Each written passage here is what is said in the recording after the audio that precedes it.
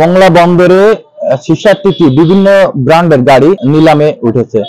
Mongla custom হাউসে গাড়িগুলো নিলামে ক্রয় করার জন্য দরপত্র জমা দেওয়া ছাড়াও অনলাইনে কিন্তু বিড করেছে ব্যবসায়ীরা। আজ বুধবার দরপত্রগুলো খোলা হবে। এর আগে এই গাড়িগুলো বিক্রয়ের জন্য মংলা কাস্টম হাউসে হস্তান্তর করে বন্দর কর্তৃপক্ষ। সেই সাথে কিন্তু গত 20 জানুয়ারি মংলা কাস্টম হাউস এই গাড়িগুলো নিলামে উঠায়। এর মধ্যে রয়েছে গত 20 নভেম্বর শুল্কমুক্ত সুবিধা বন্দরে আনা সাবেক সংসদ সদস্যের 3টি ল্যান্ড ক্রুজার গাড়ি। তবে সেগুলো কিন্তু এখনো বিক্রয়ে আদেশ হয়নি। মংলা বন্দরে গাড়ি আমদানির বিষয়ে কথা বলেছি মংলা বন্দর কর্তৃপক্ষের উপপরিচালক মোহাম্মদ মাকরুম জামান মুন্সির সাথে। তিনি কিন্তু জানিয়েছেন বন্দরে 4,500-এরও বেশি গাড়ি রাখার মতো ক্যাপাসিটি রয়েছে। সেই সাথে রয়েছে বন্দরে কঠোর নিরাপত্তা ব্যবস্থা। আমাদের পর্যাপ্ত জায়গা আছে গাড়ির জন্য এবং আমাদের যে নিশ্চিত নিরাপত্তা। আমদানিকারকরা যদি গাড়ি আনে এই বন্দরের মাধ্যমে তাহলে ক্যাপাসিটির কোনো অভাব হবে না এবং নিরাপত্তাও আমাদের সর্বোচ্চ আছে। মংলা বন্দরে প্রায় 4,000 গাড়ি রাখার ক্যাপাসিটি আছে। তো আমদানিকারকরা যখন যেভাবে গাড়ি আনতে চায় তাহলে আমাদের শেড,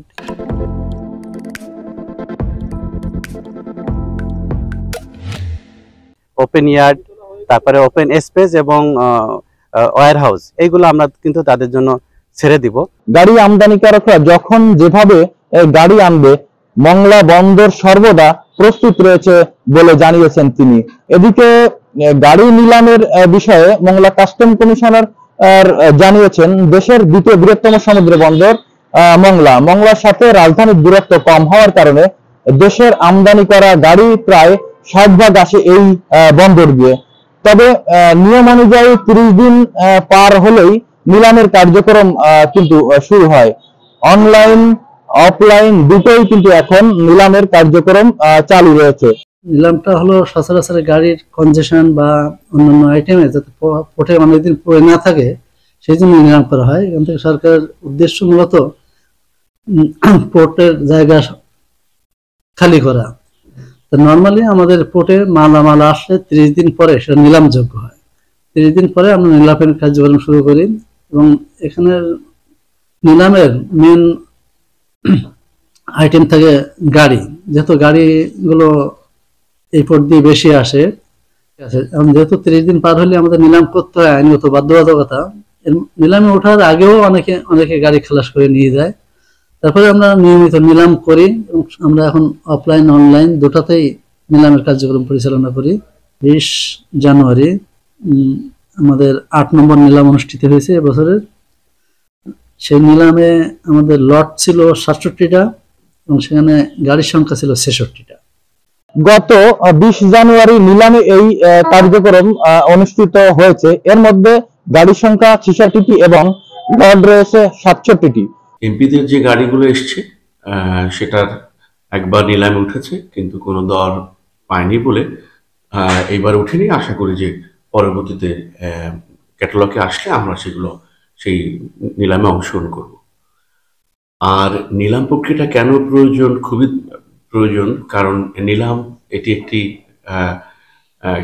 একটা কার্য যেটা চলে, যেটা পোর্টকে সবসময় সচল রাখে। কারণ এখানে এখনো আমি দেখছি কাস্টমস কমিশনারকে, নতুন কাস্টমস কমিশনারকে আমি অনুরোধ করব যে এখনো 230টি গাড়ি আছে যেগুলি সিপির সমস্যা নিয়ে এগুলো পড়ে আছে বাণিজ্য মন্ত্রণালয়ে। আমি বাণিজ্য মন্ত্রণালয়েরও দৃষ্টি আকর্ষণ করব, কারণ 230টি গাড়ি এটা এই যে ঝড় বৃষ্টি বাইরে পড়ে নষ্ট হচ্ছে, এটা দেশের সম্পদ।